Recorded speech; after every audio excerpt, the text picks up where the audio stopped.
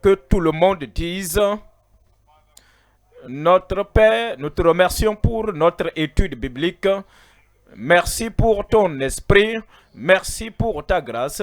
Merci pour la compréhension. Merci de nous garder en bonne santé et vivants afin que nous puissions entendre ta parole, comprendre ta parole, croire en ta parole et appliquer ta parole et nous préparer pour la gloire au ciel. Nous demandons au Seigneur que tu nous donnes la concentration afin que tout ce que nous entendons, cela puisse pénétrer nos cœurs, demeurer avec nous et fasse du bien dans notre vie. Merci Seigneur pour l'exaucement. C'est au nom de Jésus, nous prions. Que Dieu vous bénisse. Prenez siège. Nous sommes dans les épîtres de l'apôtre Paul adressées aux Galates. Dans cette épître trace le chemin de la grâce, le chemin de la croix, le chemin menant au salut. En réalité, il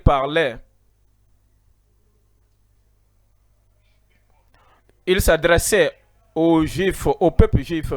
Plusieurs d'entre eux, après avoir reçu le véritable évangile de Christ, ils retournaient au judaïsme, à la loi de Moïse.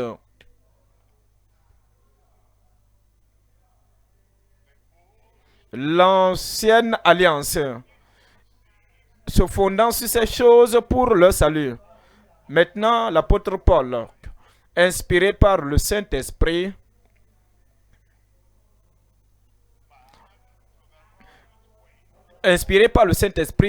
les a réindiqués, attiré leur attention vers la voie de Christ pour qu'ils puissent abandonner la loi de Moïse, la loi de la circoncision, et abandonner tous les rites et les cérémonies des Juifs que la dispensation des Juifs faisait afin de venir totalement à Christ.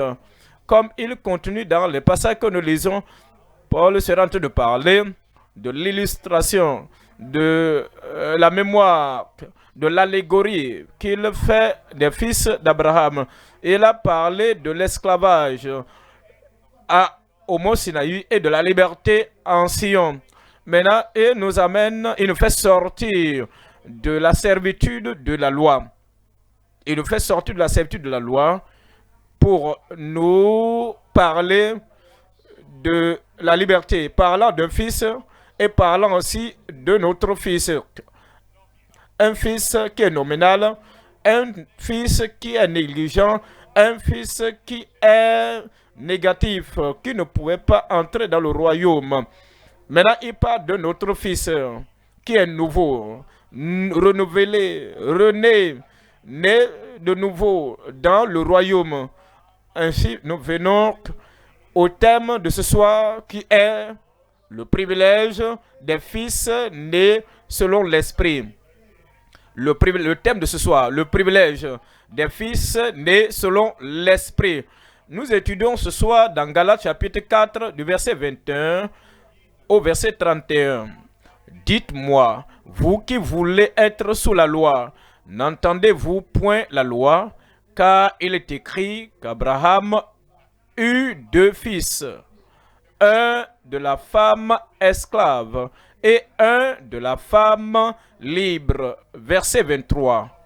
Mais celui de l'esclave naquit selon la chair, et celui de la femme libre naquit en vertu de la promesse. Celui de l'esclave naquit selon la chair, et celui de la femme libre naquit en vertu de la promesse. Verset 24. Ces choses sont allégoriques, sont des illustrations, sont le portrait, la description. Ces choses sont allégoriques, car ces femmes sont deux alliances. L'une du mont Sinaï, enfantant pour la servitude, c'est Agar. Maintenant, dans le verset 25, car Agar, c'est le mont Sinaï en Arabie, et elle correspond à la Jérusalem actuelle, qui est dans la servitude avec ses enfants. Il parle du peuple juif et de leur capitale qui était Jérusalem. Jérusalem sur la terre, et parce qu'ils se sont soumis à la loi,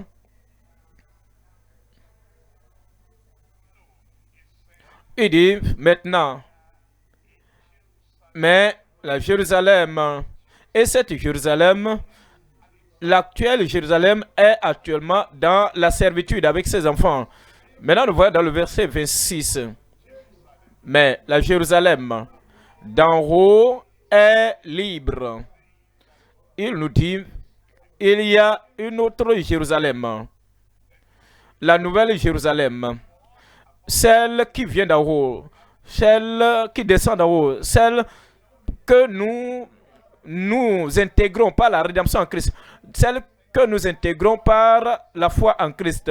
Et de la Jérusalem d'en haut est libre. C'est notre mère. Car il est écrit dans le verset 27, réjouis-toi, stérile, toi qui n'enfantes point, éclate et pousse des cris, toi qui n'as pas éprouvé les douleurs de l'enfantement, car les enfants de la délestée seront plus nombreux que les enfants de celles qui étaient mariées. Verset 28.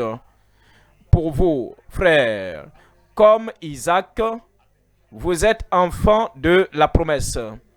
Et de même qu'alors, celui qui était né selon la chair persécutait celui qui était né selon l'esprit. Ainsi en est-il encore maintenant. Et dit, celui qui est né selon la chair est né une seule fois. Celui qui était né selon la chair persécutait celui qui était né selon l'esprit, qui est né deux fois, né de nouveau. Ainsi en est-il encore maintenant. Le verset 30 rapporte, mais que dit l'Écriture? Chasse l'esclave et son fils. Ici, l'apôtre Paul nous donne un principe intemporel, permanent, pour dire, peu importe là où vous vivez, la question qui se pose est, que dit l'Écriture? Peu importe là où vous vous trouvez. Mais que dit l'Écriture? Avez-vous confiance en vous-même, en vos propres efforts pour aller au ciel? Ne faites pas cela. Que dit l'Écriture? Pensez-vous que vos bonnes œuvres, pensez-vous que votre propre justice vous amènera dans la gloire? Et dire, va vérifier dans l'Écriture. Mais que dit l'Écriture? Croyez-vous au Seigneur Jésus-Christ? Jésus-Christ seul, par la foi en lui seul, pour que vous puissiez aller au ciel. Maintenant, les judaïsants viennent vous et disent, non, sans la loi de Moïse, vous ne pouvez pas être sauvé. Demandez, la réponse est quoi? Que dit l'Écriture?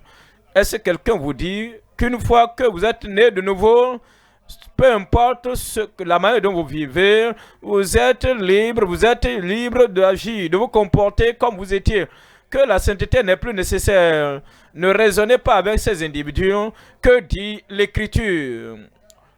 Est-il possible pour moi, sans le salut, sans la sainteté, sans la pureté de cœur, et maintenant je vis comme je vivais avant, et je peux toujours aller au ciel? N'argumentez pas, retournez à la Bible et cherchez, fouillez. La question d'aller au ciel est importante. Vous ne pouvez pas laisser cela aux on-dire. Vous ne pouvez pas laisser cela à vos sentiments. Vous ne pouvez pas reléguer cette question à votre sentiment. Vous devez chercher et savoir, parce que les opinions des hommes prendront fin, leurs idéologies, leurs philosophies prendront fin. Mais la seule chose qui restera, qui subsistera, c'est l'Écriture. Retournez toujours à l'Écriture. Mais que dit l'Écriture? chasse l'esclave et son fils, car le fils de l'esclave n'héritera pas avec le fils de la femme libre. Verset 31, c'est pourquoi, frères, nous ne sommes pas enfants de l'esclave, mais de la femme libre, libre du péché, libre de Satan, libre des maladies, libre des anciennes habitudes, libre des chaînes qui nous liaient. Nous, par Christ, nous, par la grâce, nous, par l'expiation du calvaire, nous sommes rendus libres. Et c'est ceux-là qui sont libérés et rendus purs. Ce sont ceux-là qui sont des enfants de la femme libre.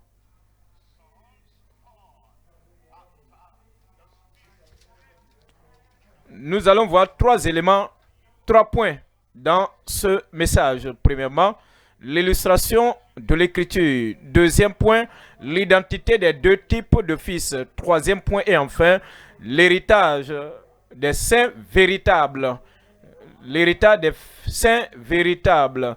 Voyons le premier point, l'illustration de l'écriture. Déjà, nous avons lu ces versets du verset 21 au verset 26.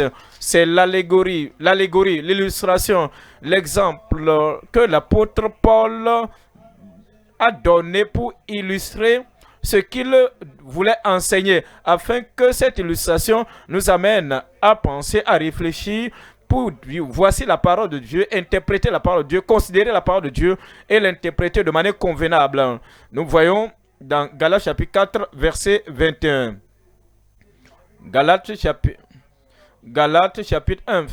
Vous voyez, c'est extrait de l'écriture. Nous pouvons voir, nous voyons 3 éléments ici. Il y a la révélation de l'écriture, ensuite le récit. Le récit, ce n'est pas de l'opinion, mais c'est le récit extrait, le récit tiré de l'écriture pour nous enseigner sur le salut, sur la grâce, sur le chemin de la justice que le croyant doit suivre, et aussi concernant la finalité de la vie menée dans la grâce au-dessus du péché, sans le péché, vainquant et dominant le péché. Deuxième élément ici dans ce premier point, c'est le récit tiré de l'écriture pour l'enseignement, et enfin recevoir toute l'écriture pour notre transformation. Recevoir toute l'écriture pour notre transformation. Repartons au premier élément dans ce premier point, c'est la révélation découlant de l'écriture de la vérité. C'est la Bible que vous détenez dans la main. Cette parole, cette Bible est référée comme la parole de Dieu. Nous lisons dans Galates chapitre 4, verset Daniel chapitre 10, verset 21. Daniel chapitre 10, verset 21. Daniel chapitre 10, verset 21. Daniel chapitre 10, verset 21. Mais je veux te faire connaître ce qui est écrit, ce qui est significatif dans le livre. Mais je veux te faire connaître, c'est ce que l'ange a dit à Daniel. Je veux te révéler ce qui est écrit dans le livre de la vérité. Personne ne m'aide contre cela, excepté Michael, votre chef. Comprenez ce point, comprenez l'écriture. L'écriture, c'est le livre de la vérité. Aucun homme, aucune femme, aucun prédicateur, aucun prophète, aucun évangéliste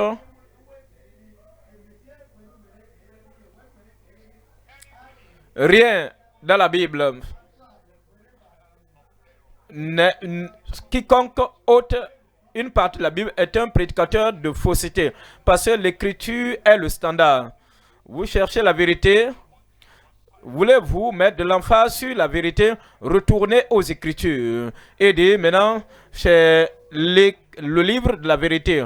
Au passage, c'était un ange qui a dit cela, qui a dit que le livre, la parole que Dieu a donnée, parce que Dieu ne peut pas mentir. Sa parole est la parole de la vérité. C'est le livre de la vérité. On nous rapporte dans Luc chapitre 24. Luc 24, 44. Luc chapitre 24, verset 44. Luc 24, verset 44. Parlant de Jésus, il leur dit, c'est là ce que je vous disais lorsque j'étais encore avec vous, qu'il fallait que s'accomplisse tout ce qui est écrit. C'est l'écriture de la vérité, c'est la parole de Dieu. Cette parole dit au péché comment se repentir. Et il dit quiconque invoquera le nom du Seigneur sera sauvé. Tout ce qui est écrit me concernant, il fallait que s'accomplisse tout ce qui est écrit. Il a dit, à moins que votre justice ne surpasse la justice des scribes et des pharisiens, vous ne pourrez aucunement aller dans le royaume de Dieu. Il fallait que s'accomplisse tout ce qui est écrit de moi. Il dit, je suis le chemin, la vérité et la vie. Personne, dans aucune génération, nul ne vient au Père que par moi.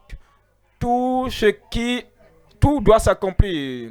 C'était nécessaire que Christ meure et qu'il soit enseveli et au troisième jour qu'il ressuscita pour ton salut. Tout ça doit s'accomplir.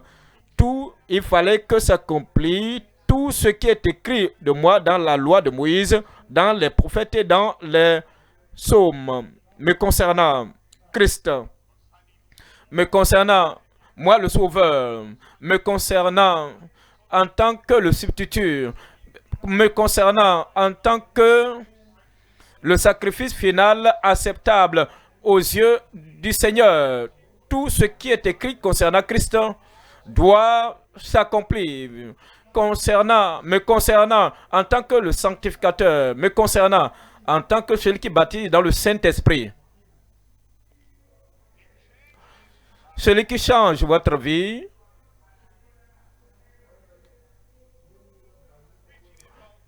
Ce qui me concerne, il est écrit qu'il sera celui-là. Lorsqu'il viendra, il va vous émerger, baptiser, revêtir de puissance les gens. Il va les baptiser dans le Saint-Esprit et de feu. Tout ce qui est écrit concernant Christ doit s'accomplir. Voyons dans le verset 45. Luc chapitre 24, verset 45. Alors il leur ouvrit l'esprit afin qu'ils comprissent les Écritures. Les Écritures sur le salut, les Écritures de la transformation, les Écritures qui nous convertissent, les Écritures qui nous mettent sur le chemin de la justice pour une bonne éternité. Voyons dans le verset 46. Verset 46. Et il leur dit, ainsi il est écrit dans les Écritures que le Christ souffrirait et qu'il ressusciterait des morts le troisième jour. Apocalypse, la révélation vient de l'écriture, de la vérité. Voyons le deuxième élément dans ce grand point, le récit tiré de l'écriture pour l'enseignement.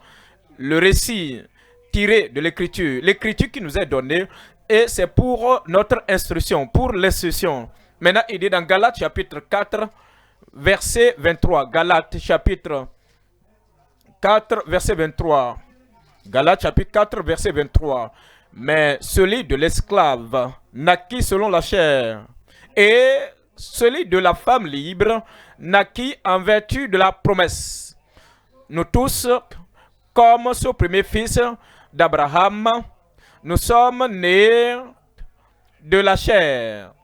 Nés de la chair. Et si nous devons appartenir au royaume de Dieu, nous devons naître de la promesse.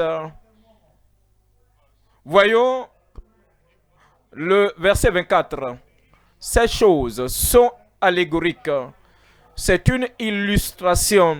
C'est un exemple pour nous afin que nous puissions tirer des enseignements, nous puissions extraire des enseignements. Ces choses sont allégoriques, car ces femmes sont deux alliances. L'une du mont Sinaï enfantant pour la servitude, c'est Agar. Il va dans le verset 30 pour dire, mais, oui, il a commencé par l'allégorie. Si vous ne comprenez pas l'illustration, mais que dit l'Écriture? Posez la question. Que dit l'Écriture? Nous voyons dans Romains chapitre 15, verset 4. Romains chapitre 15, verset 4. Romains chapitre 15, verset 4. Or, tout ce qui est écrit d'avance, l'histoire que nous lisons dans Genèse concernant Abraham, à propos d'Isaac, au sujet de Jacob, concernant Joseph, les histoires, les récits que nous lisons dans Exode, Lévitique, Nombre, Deutéronome, concernant Moïse, concernant les enfants d'Israël et concernant le rocher, l'eau qui est sortie du rocher, l'histoire, les récits que nous lisons dans Josué, concernant la manière dont les enfants d'Israël sont entrés dans la terre de Canaan. Toutes ces histoires, tous ces récits, toutes ces choses, oh, tout ce qui est écrit d'avance l'a été pour notre instruction, afin que nous qui vivons maintenant, afin que par la patience et par la consolation que donnent les Écritures, par la patience et par la consolation que donnent les Écritures, nous possédions l'espérance.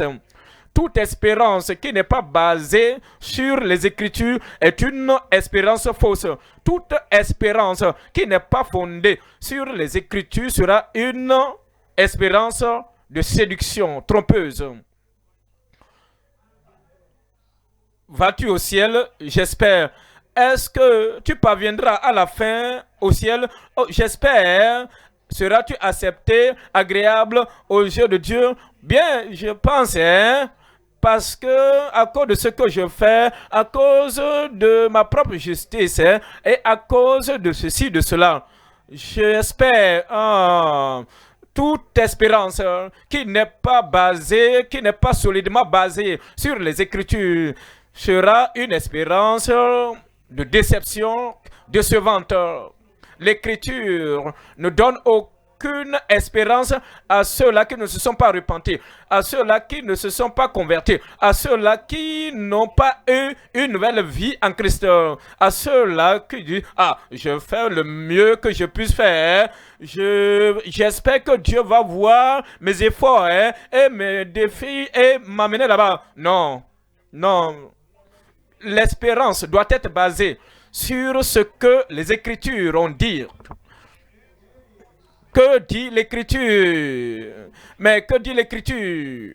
Oh, tout ce qui a été écrit d'avance l'a été pour notre instruction, afin que par la patience et par la consolation que donnent les Écritures, nous possédons l'espérance. 2 Timothée chapitre 3, verset 15. 2 Timothée chapitre 3, verset 15. 2 Timothée chapitre 3, verset 15.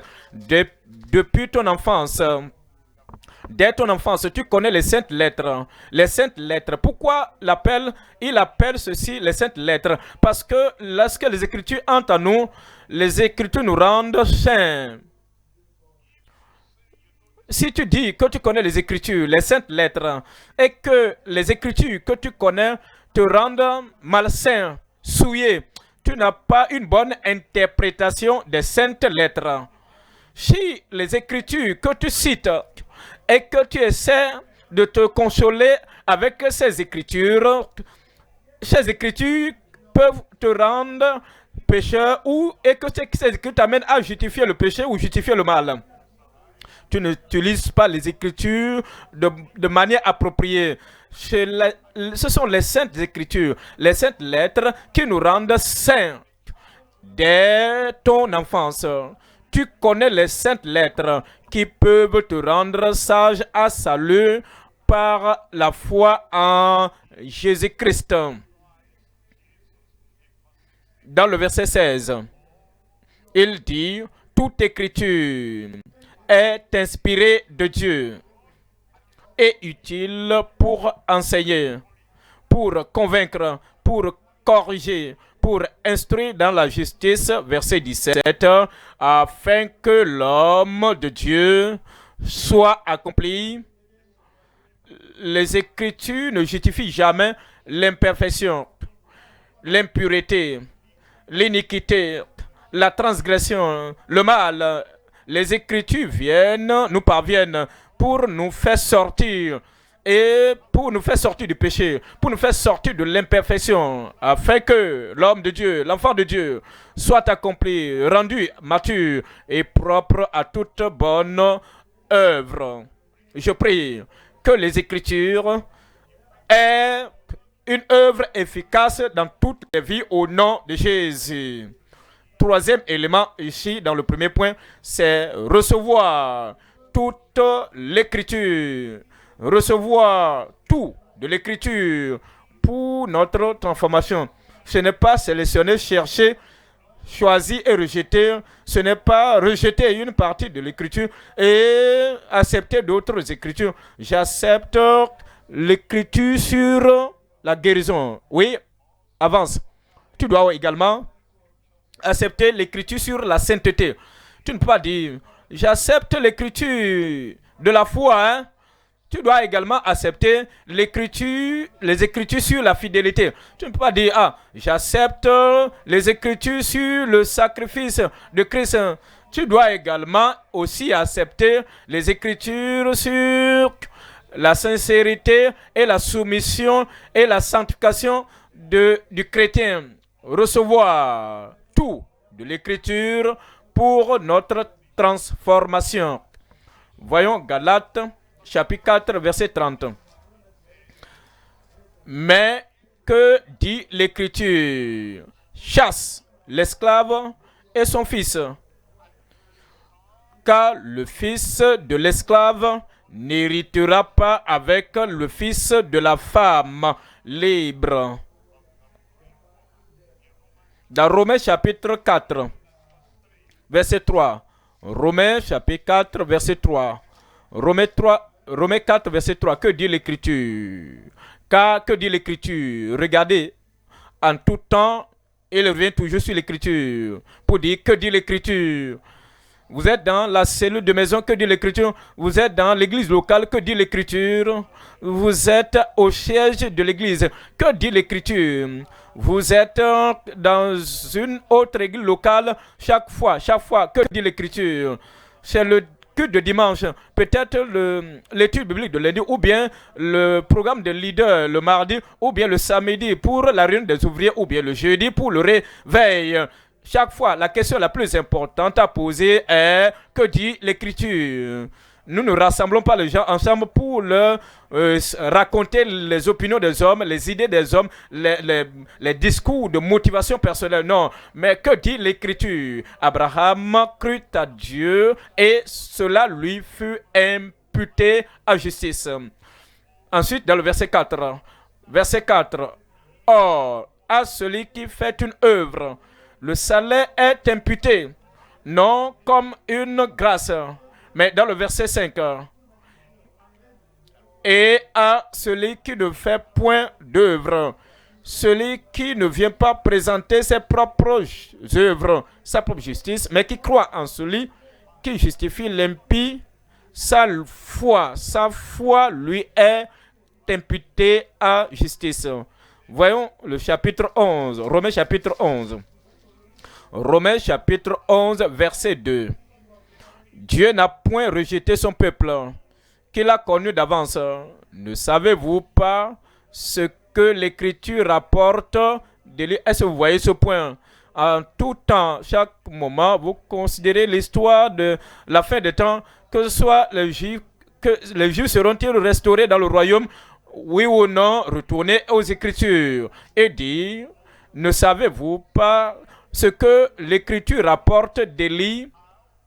Comment il adresse à Dieu cette plainte, cette intercession contre Israël, disant, Seigneur, ils ont tué tes prophètes, ils ont renversé tes autels, je suis resté moi seul, et ils cherchent à m'ôter la vie. Verset 4. Mais quelle réponse Dieu lui fait-il? Mais quelle réponse Dieu lui fait-il? Je me suis réservé 7000 hommes qui n'ont point fléchi le genou devant Baal. Verset 5. De même aussi dans le temps présent, il y a un reste. Il y a un reste selon l'élection de la grâce. Considérez le verset 16. Verset 16. Or, si les prémices sont saintes, c'est Christ, notre Sauveur, c'est Christ, le précurseur de notre foi. Si les prémices sont donc saintes, la masse l'est aussi. Et si la racine, la source, le rejeton de David, Christ, si la racine est sainte, alors les branches le sont aussi. Voyons 1 Thessaloniciens chapitre 2, verset 13. 1 Thessaloniciens chapitre 2, verset 13. C'est pourquoi nous rendons continuellement grâce à Dieu de ce qu'en recevant la parole de Dieu que nous vous avons fait entendre, vous l'avez reçue non comme la parole des hommes, mais ainsi qu'elle l'est véritablement. Vous ne l'avez pas reçue comme vous pesez. Vous pesez la parole de Dieu, la parole de Dieu et la parole des hommes. Il y a des gens qui suivent la parole des hommes, leur vie, leur comportement, leur caractère, leur espérance. Toute chose est basée sur la parole des hommes.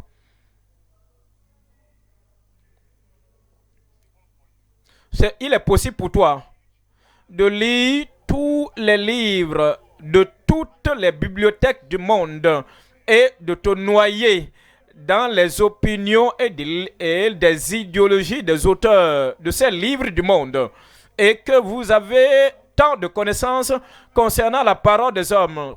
Ce serait un gâchis, une perte de temps, que vous allez vous rendre compte que dans l'éternité, que ce serait nul, parce que c'est la parole de Dieu qui est de manière solide le seul livre qui nous indique le ciel. Alors, les Thessaloniciens ont compris, ils ont reçu la parole de Dieu comme la parole de Dieu et non comme la parole des hommes. Maintenant, il poursuit pour dire, mais ainsi qu'elle est véritablement comme la parole de Dieu qui agit en vous, qui croyez. C'est elle qui agit en nous pour le salut, c'est elle qui agit en nous pour la sanctification, c'est elle qui agit en nous pour le revêtement, la puissance du Saint-Esprit en nous, c'est elle qui agit en vous et en nous et nous met sur le droit chemin qui mène à la gloire. Nous abordons le deuxième point. Deuxième point, l'identité des deux types de fils. L'identité des deux types de fils. L'identité des deux types de fils. Il nous parle de celui-là qui était né selon la chair. Et ensuite, il nous parle de celui qui est né selon la promesse. Nous allons voir trois éléments dans ce deuxième point. Premier élément, des fils nominaux, nés selon la chair, dans le péché. Des fils nominaux, charnels, sensuels, n'ayant pas l'esprit de Dieu dans leur nature, ou la nature de Dieu en eux. Des fils nominaux, nés selon la chair, dans le péché. Deuxième élément, les fils nouveaux, engendrés par la foi selon l'esprit. Et enfin, le troisième élément, les fils nourris portant le fruit de l'esprit. Voyons le premier élément. Premier élément, des fils nominaux, nés selon la chair dans le péché. Galates chapitre 4, verset 23. Galates chapitre 4, verset 23. Mais celui de l'esclave naquit selon la chair, naquit selon la chair. Vous voyez le verset 29. Dans le verset 29, et de même qu'alors, celui qui était né selon la chair persécutait celui qui était né selon l'esprit. Dans celui qui est né selon la chair, il y a une haine innée contre la promesse. Il y a une haine intérieure contre celui qui est né selon l'esprit. Une haine contre la nouvelle vie qui vient par l'esprit. Ainsi, celui qui était né selon la chair persécutait celui qui était né selon l'esprit. Il dit, ainsi en est-il encore maintenant. Ainsi en est-il encore maintenant. Ainsi en est-il encore maintenant. Celui qui est né selon la chair va ridiculiser. Celui qui est né selon la chair va haïr. Celui qui est né selon la chair,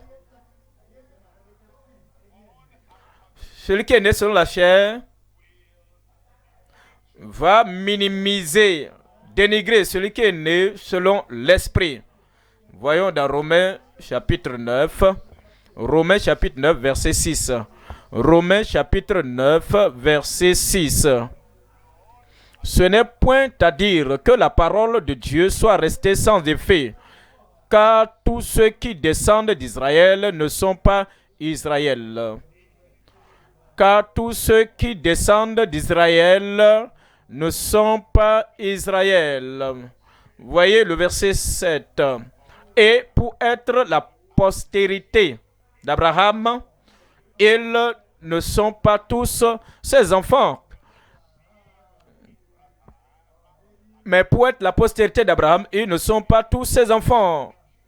Les Juifs ne comprenaient pas ce point au temps de Christ. Lorsque Christ disait, vous connaîtrez la vérité et la vérité vous affranchira. Ils ont dit, nous sommes nés d'Abraham. Comment dis-tu que nous serons affranchis? Il dit, oh, quiconque commet le péché est esclave du péché. Et le serviteur ne demeure pas toujours dans la maison. C'est seulement lorsque le Fils vous affranchit et que vous serez réellement libre.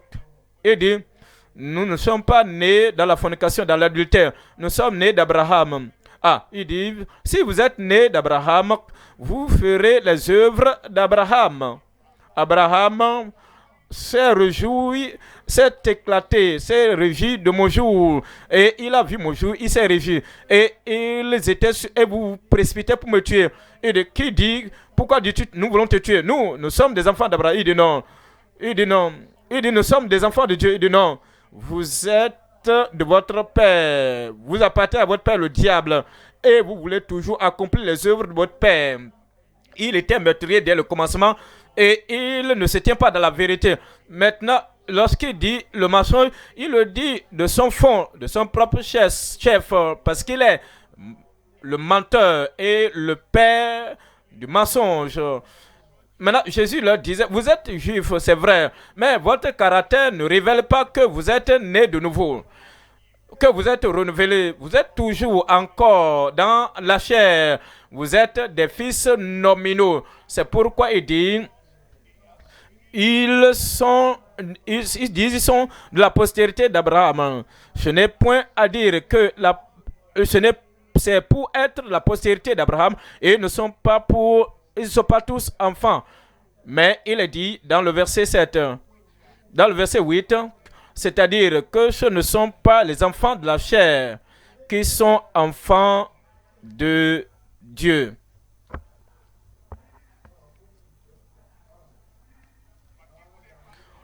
Même l'homme juste, cela ne fait de personne un véritable enfant de Dieu. Cela veut dire, mais ce sont les enfants. C'est-à-dire ce ne sont pas les enfants de la chair qui sont enfants de Dieu, mais que ce sont les enfants de la promesse qui sont regardés comme la postérité. Dans Jean chapitre 3, verset 6. Jean chapitre 3, verset 6. Jean 3, verset 6. Ce qui est né de la chair est chair. Ce qui est né de la chair est chair.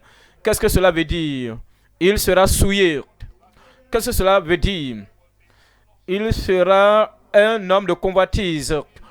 Il sera envieux. Qu'est-ce que cela veut dire? Il sera égoïste, pécheur. Qu'est-ce que cela veut dire? Il sera arrogant et humain. Ce qui est né de la chair est chair.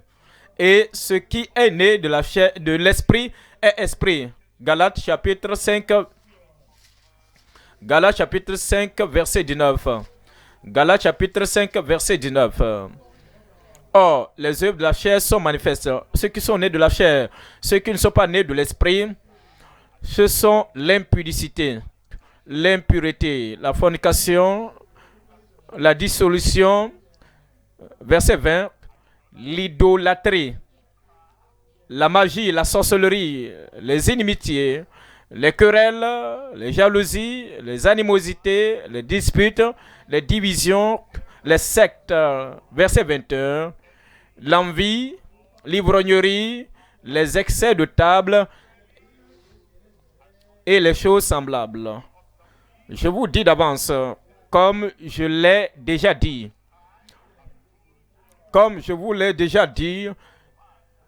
que ceux qui commettent de telles choses, fréquenteurs d'église, des gens religieux, nés selon la chair, mais qui ne sont pas nés de nouveau, qui ne sont pas nés d'esprit. Mais ceux qui commettent de telles choses n'hériteront point le royaume de Dieu. Voyons le deuxième élément ici. Les fils nouveaux, engendrés par la foi selon l'esprit. Dans Galates chapitre 4, verset 28. Pour vous, frères, comme Isaac, vous êtes enfants de la promesse. Pour vous, frères, nous considérons la promesse de Dieu. Quiconque invoquera le nom du Seigneur sera sauvé. Et nous allons à cette promesse. Nous nous accrochons à cette promesse. Nous croyons en cette promesse. Et cette promesse agit en nous. Si quelqu'un ne naît de nouveau, si un homme ne naît de nouveau et ne peut voir le royaume de Dieu, s'il ne naît pas d'en haut, il ne peut voir le royaume de Dieu. Vous devez naître de nouveau. Lorsque vous considérez cette promesse du Seigneur, cette proclamation de Christ, et nous désirons la nouvelle naissance, nous désirons la transformation, nous désirons la nouvelle vie. Nous sommes des enfants de la promesse. Ensuite, il dit que vous devez vous abstenir de toute espèce de mal et le Dieu de paix que le Dieu de paix vous sanctifie tout entier, votre corps, votre âme, votre esprit, et que vous soyez préservés, conservés dans cette sanctification, cette sainteté, jusqu'à l'avènement de Christ irrépréhensible. Car celui qui vous a appelé est fidèle, et c'est lui qui le fera. Nous nous accrochons à cette promesse, nous acceptons cette promesse, nous croyons en cette promesse, nous nous consacrons à cette promesse. Alors, à nous, une nouvelle transformation se produit. Nous devenons des enfants de la promesse. Restez à Jérusalem jusqu'à ce que vous soyez revêtus de la puissance d'en haut. Car je vous enverrai la promesse de la part du Père. Car Jean a baptisé d'eau pour la repentance. Mais vous, dans peu de jours, vous serez immergés, baptisés, renforcés, revêtus de la puissance du Saint-Esprit. Alors, nous demeurons à Jérusalem. À cause de cela, la promesse est accomplie pour nous, les enfants de la promesse. vont vivre par la promesse, vont tenir par la promesse. Nous prions par la promesse. Nous croyons, nous vivons dans la promesse. Et de maintenant pour vous, frères, comme Isaac, pour nous, frères, comme Isaac, nous sommes de la promesse, des enfants de la promesse. 1 Pierre chapitre 1 verset 3. 1 Pierre chapitre 1 verset 3. Béni soit le Dieu de notre Père. Béni soit Dieu le Père de notre Seigneur Jésus-Christ, qui selon sa grande miséricorde nous a régénérés. Nous étions nés par des parents humains, mais maintenant par la promesse du Seigneur, nous sommes régénérés pour une espérance vivante par la résurrection de Jésus-Christ d'entre les morts. Dans le verset 23, il nous dit la conséquence. Puisque vous avez été régénérés, non pas une semence corruptible, mais par une semence incorruptible, par la parole vivante et permanente de Dieu. La parole permanente, la même parole, la même puissance qui a fait que ces apôtres étaient de nouveau dans le premier siècle. Cette même parole permanente, elle est vivante et elle est permanente. Il nous dit dans 1 Jean chapitre 5 verset 1. Première épître de Jean chapitre 5 verset 1. Quiconque croit que Jésus est le Christ est né de Dieu, Ce ne sont pas des adorateurs nominaux, des fréquenteurs nominaux d'église, des chrétiens nominaux qui viennent dans l'église et leurs vies sont négatives et leurs vies sont nonchalantes et ils n'ont pas l'esprit de Dieu. Mais il s'agit de gens ici qui sont venus à Dieu et ils ont prié. Et ils ont vu la face du Seigneur. Et une opération céleste a été réalisée en eux. Et ils ont cru jusqu'au point de naître de nouveau. Et quiconque croit que Jésus est le Christ est né de Dieu. Et quiconque aime celui qui l'a engendré aime aussi celui qui est né de lui. Verset 2. Nous connaissons que nous aimons les enfants de Dieu lorsque nous aimons Dieu et que nous pratiquons ses commandements. Nous aimons Dieu et nous pratiquons ses commandements. Ce n'est pas comme des gens qui pensent que ils n'ont pas besoin de garder les commandements de Dieu. Je suis sauvé, je suis né de nouveau, je suis un enfant de Dieu, je suis un membre de l'église et par conséquent, peu importe ce que je fais, obéissance et désobéissance, je suis incorrigible, je vais aller là-bas. Non, ça c'est un mauvais esprit. Celui qui doit aller au ciel et celui qui va être acceptable aux yeux du Seigneur doit aimer Dieu et pratiquer ses commandements. Voyons le verset 3. Dans le verset 3, car l'amour de Dieu consiste à garder ses commandements. Et ses commandements ne sont pas pénibles. Voyons le verset 4. Verset 4. Et il rapporte parce que tout ce qui est né de Dieu triomphe du monde. Et la victoire qui triomphe du monde, c'est notre foi. Verset 18. Dans le verset 18, nous savons que quiconque, en ce temps-là, en ce moment précis, nous savons que quiconque dans cette église ou dans cette autre église, nous savons que quiconque est né de Dieu ne pêche point.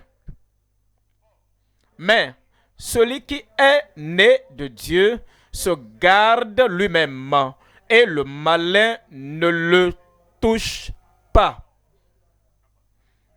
Le troisième élément ici, il s'agit des fils nourris portant le fruit de l'esprit, des fils nourris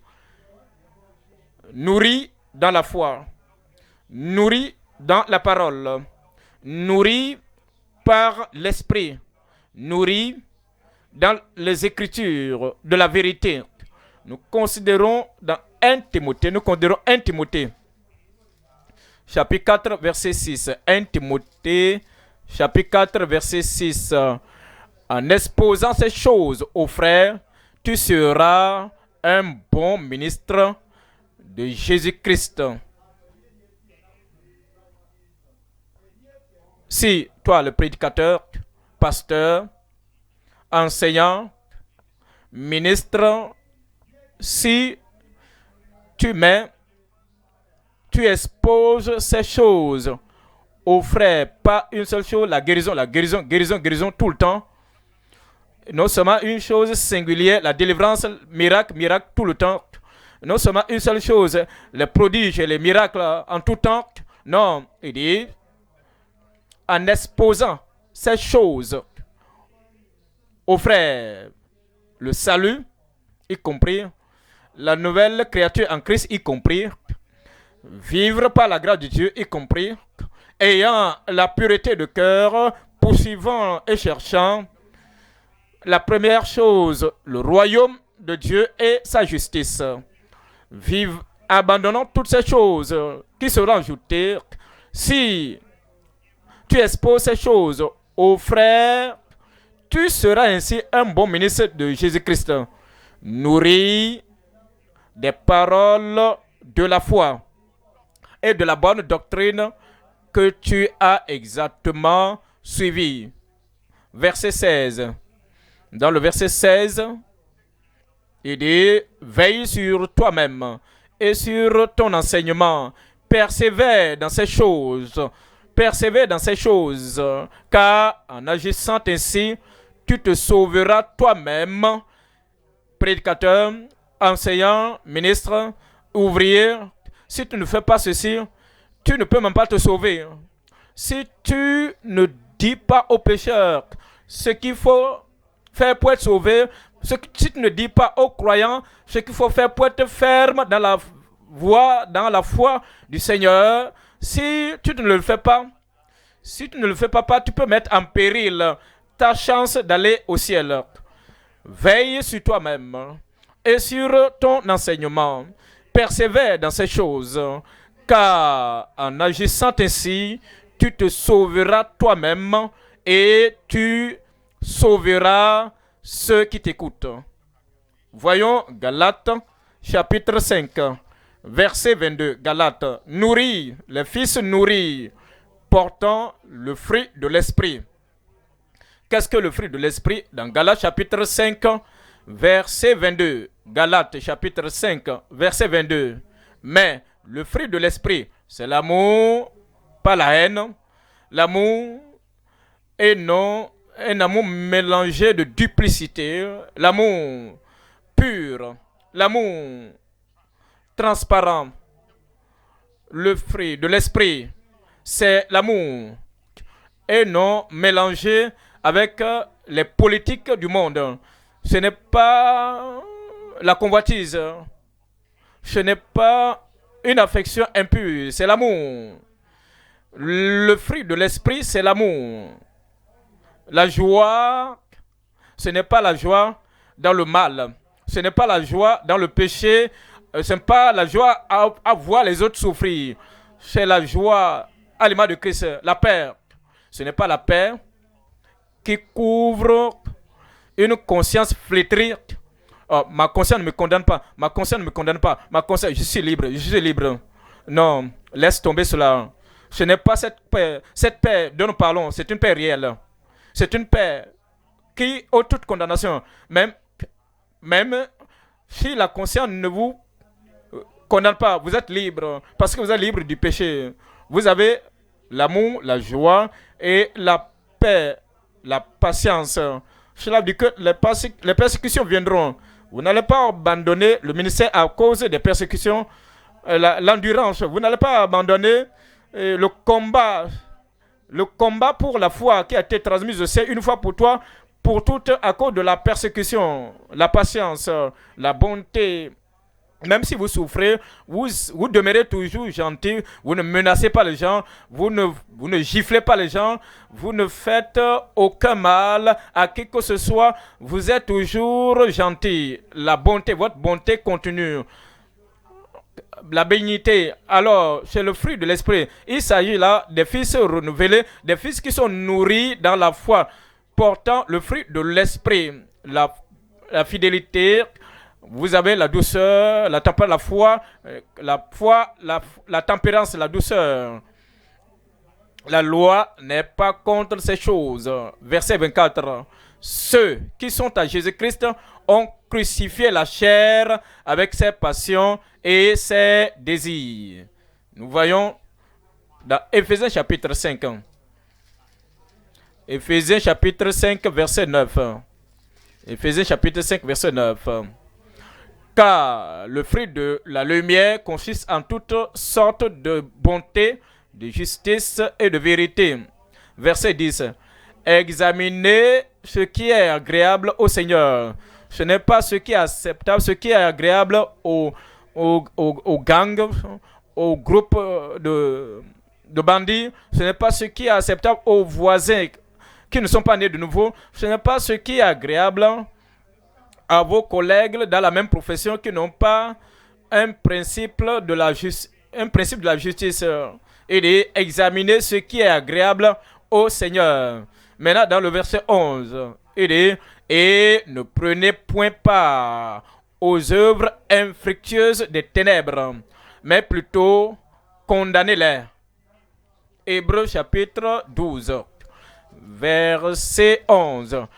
Hébreux chapitre 12, verset 11. Il est vrai que tout châtiment semble d'abord un sujet de tristesse et non de joie, mais il produit plus tard pour ceux qui ont été ainsi exercés un fruit paisible, de justice. Mais il produit plus tard pour ceux qui ont été ainsi exercés un fruit paisible de justice. Verset 12. Fortifiez donc vos mains languissantes et vos genoux affaiblis, et suivez avec vos pieds des voies droites, afin que ce qui est boiteux ne divise point, mais plutôt se raffermisse. Verset 14. Recherchez la paix avec tous les hommes dans votre communauté, avec tous dans votre foyer, avec tous partout où vous vivez. Levez les yeux et regardez, vous allez au ciel. Et le chemin maintenant au ciel, c'est un chemin de paix. Alors, ceux qui oublient le chemin de paix, s'ils vivent autour de vous, vous n'allez pas permettre l'échec d'une personne faible de vous submerger et vous rendre faible comme eux.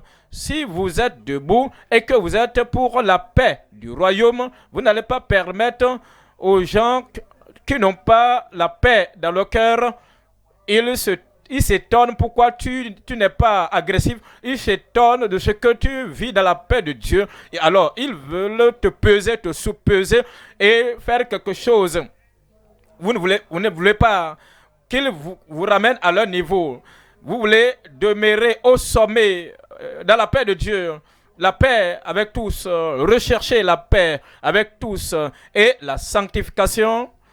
Vous ne changez pas la sainteté avec la paix. Vous dites, si je vis dans la sanctification, les gens me tourmentent.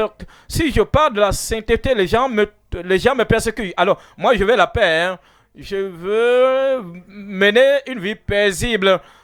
Vous n'allez pas commercialiser ou bien échanger la paix contre la sanctification. Pour dire, si c'est vivre la vie dans la sanctification ne me permet pas d'avoir la sainteté, d'avoir la paix, je laisse la sainteté. Non, si vous agissez, si vous n'irez pas au ciel, vous voyez ce qu'il dit. Recherchez la paix avec tous et la sanctification sans laquelle personne ne verra le Seigneur. Je ne laisserai pas tomber la sainteté. Il dit, je ne laisserai pas tomber la sainteté. Vous n'allez pas laisser tomber la sanctification au nom de Jésus. Nous abordons maintenant le troisième point. Troisième point, l'héritage des saints véritables. L'héritage des saints véritables. Nous voyons trois éléments ici.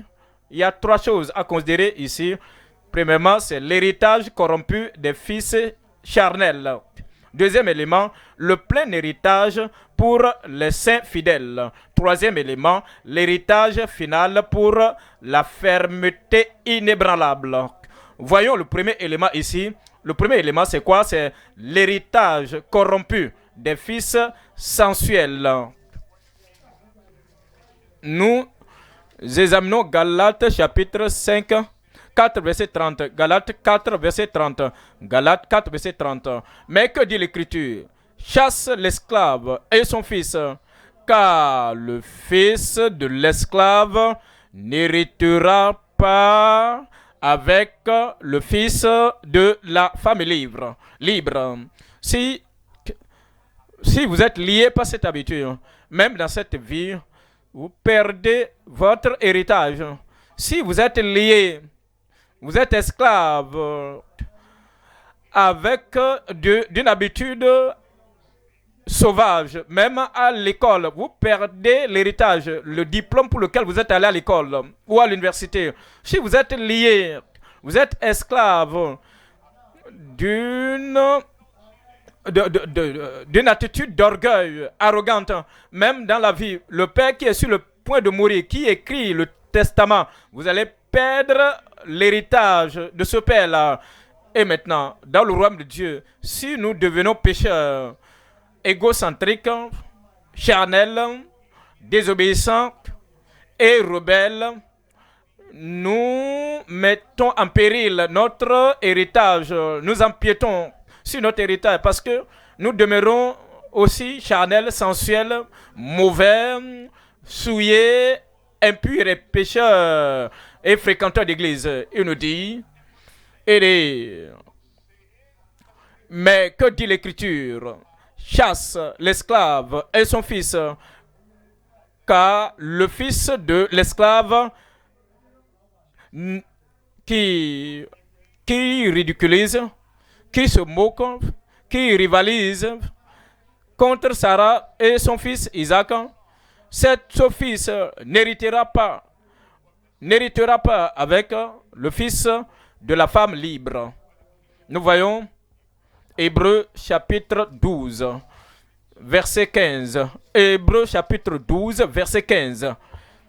Veillez à ce que nul ne se prive de la grâce de Dieu,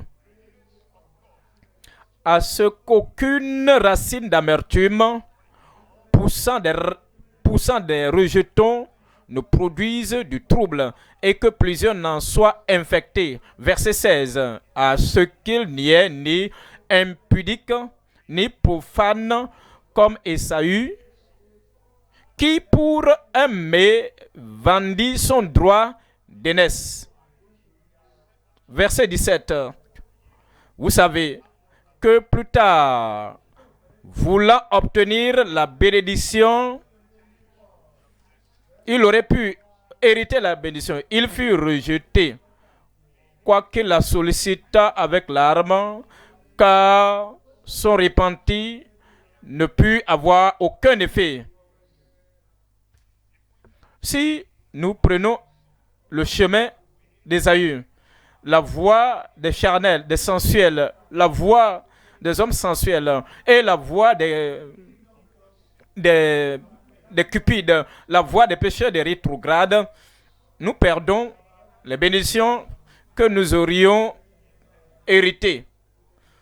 On peut travailler durement, on peut travailler de manière ingénieuse, mais si nos vies, nos cœurs, nos conduites, nos expériences, si ces choses ne reflètent pas la grâce de Dieu venant du cœur, et que nous sommes comme Ésaü, nous vendons notre droit d'aînesse, nous mettons en péril l'héritage. Dans Hébreux chapitre 2, verset 1. Hébreux chapitre 2, verset 1. C'est pourquoi nous devons d'autant plus nous attacher aux choses que nous avons entendues, de peur que nous ne soyons emportés loin d'elles. Verset 2. Car si la parole annoncée par des anges a eu son effet, Et si toute transgression et toute désobéissance a reçu une juste rétribution, verset 3, comment échapperons-nous en négligeant un si grand salut? C'est pourquoi, comme nous venons à l'étude biblique, après l'étude biblique, on nous donne le temps de prier afin que s'il y a quelque chose dont nous devons nous repentir, l'Esprit de Dieu va le ramener à notre mémoire et nous nous repentons. C'est pourquoi, après avoir écouté la parole de Dieu, c'est très très important et crucial que nous puissions examiner nos vies. Si nous rétrogradons afin de revenir au Seigneur, s'il y a une chose que nous devons corriger dans notre vie, faire la restitution au temps propice où l'Esprit de Dieu continue de parler à notre cœur. Nous faisons la restitution et nous rectifions toute chose qui doit être rectifiée. Parce que comment échapperons-nous en négligeant un si grand salut qui, annoncé d'abord par le Seigneur, nous a été confirmé par ceux qui l'ont entendu. Nous voyons le deuxième élément ici, le plein héritage pour les saints fidèles. Actes chapitre 2, verset 32. Actes chapitre 2, verset 20. Actes chapitre 20. Actes chapitre 20, verset 32. Actes chapitre 20, verset 32. Et maintenant, je vous recommande à Dieu et à la parole de sa grâce, à celui qui peut édifier. La parole de sa grâce est capable de vous édifier et donner l'héritage avec tous les sanctifiés. Tous les sanctifiés. Vous donnez l'héritage avec tous les sanctifiés. Manifestement, vous devez avoir quitté le camp des pécheurs avant de venir dans l'héritage, parmi les héritiers de la sanctification. Vous devez avoir quitté le camp des dépravés, le camp des souillés. Vous devez avoir quitté le camp de ceux qui défient, des arrogants. Vous devez avoir sorti.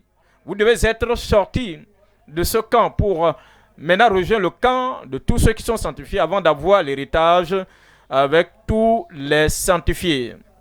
C'est l'appel du Seigneur dans Actes chapitre 26, verset 18. Actes chapitre 26, Actes chapitre 26, verset 18. Afin que tu leur ouvres les yeux pour qu'ils passent des ténèbres à la lumière et de la puissance de Satan à Dieu. Détourne-les, pousse-les à revenir. Le ministère du prédicateur, c'est d'amener les auditeurs à quitter la sensualité pour venir à la vie semblable à Christ, les détourner du moi de la vie égocentrique, pour une vie sacrificielle de Christ. Ouvrir leurs yeux, les faire passer des ténèbres à la lumière et de la puissance de Satan à Dieu pour qu'ils reçoivent par la foi à moi le pardon des péchés. Alors, vous vous détournez de ces choses avant de recevoir le pardon des péchés. Vous ne devez pas garder votre cœur, votre pensée, vos yeux, votre concentration sur le péché et refuser de vous repentir. Et alors vous dites, je suis pardonné, je suis libre. Non, la liberté n'arrive pas de cette manière. Leurs yeux sont ouverts. Ils se sont détournés des ténèbres pour la lumière. Ils se sont détournés de la puissance de Satan pour la puissance de Dieu, afin qu'ils reçoivent par la foi à moi le pardon des péchés et l'héritage avec les sanctifiés. Sanctifiés par la foi. Sanctifiés par la foi. La foi en Christ. Voyons le troisième élément. C'est l'héritage final l'héritage final pour la fermeté inébranlable. Les gens qui sont fermes dans le Seigneur. 1 Pierre, chapitre 1, verset 3. 1 Pierre, chapitre 1, verset 3. Béni soit Dieu, le Père de notre Seigneur Jésus-Christ, qui, selon sa grande miséricorde, nous a régénérés pour une espérance. Il nous a régénérés. Il nous a régénérés pour une espérance vivante par la résurrection de Jésus-Christ d'entre les morts. Ensuite, dans le verset 4, pour un héritage qui ne se peut ni corrompre. Tous les héritages sur la terre sont corruptibles. Ils se rouillent. Toutes les couronnes, les prix, les trophées du monde, les héritages du monde, ils se fanent. Mais lorsque vous êtes né de nouveau et que vous demeurez en Christ dans cette expérience de la nouvelle naissance, ensuite vous êtes amené à avoir un héritage qui ne se peut ni corrompre, ni souiller, ni flétrir, lequel vous est réservé dans les cieux. C'est pourquoi vous devez aller au ciel, qui vous est réservé dans les cieux. Et dans le verset 5, à vous qui par la puissance de Dieu êtes gardés par la foi, êtes gardés. Ils ne vacillent pas, ils sortent, ils entrent, ils demeurent, ils habitent, ils sont fermes dans le royaume de Dieu.